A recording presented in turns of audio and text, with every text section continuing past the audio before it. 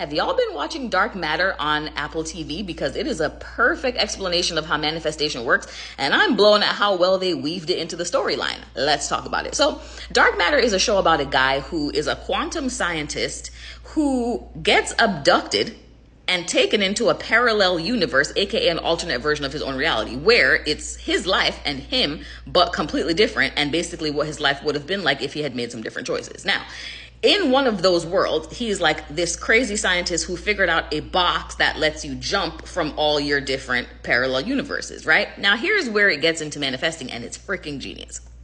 The way the box works is, it takes you into this long corridor, or what you think is a hallway, infinite hallway, that has an infinite number of doors, hundreds and hundreds and hundreds of doors, right? Probably thousands of doors. Each of those doors are to an alternate reality or a parallel universe, aka your life, but different. Now, in the show, they have to figure out how the corridor works so they can get back to their original version of reality. Here's where it gets really cool. They figure out that when you open the doors, whatever version of reality you get is based on not only your thoughts, but how you feel.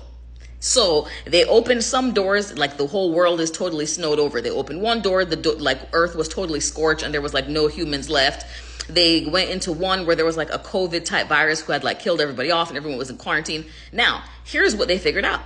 Because once he figured out like, okay, whatever I'm thinking about is then like the door I open, he tried to like meditate and say affirmations like, I feel safe, I feel warm, there's food in this reality, blah, blah, blah. So he like tries this, opens the door, and it's like flooded with water.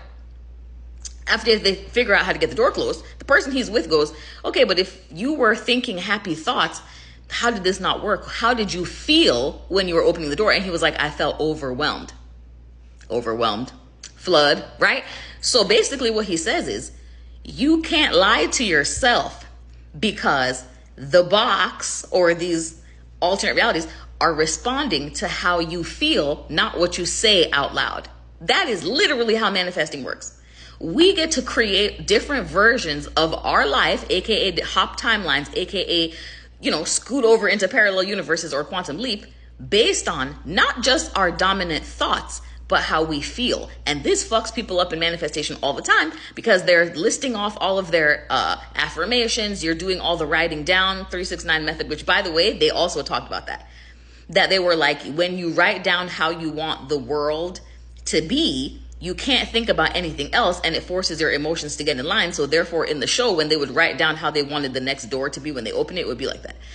This is how manifestation works, but the key here is your emotions. And most people miss this. All spiritual life coaches will tell you, oh, you need to visualize, you need to write it down, even tell you to say it out loud. But what they aren't telling you is your subconscious, your emotions are your vibration. You hear vibration all the time. You never hear vibration equals emotion. Monitor your emotions, because how you feel is what you're manifesting, not what you say. So drop down in the comments. Let me know what you think about that. And as always, Auntie loves you.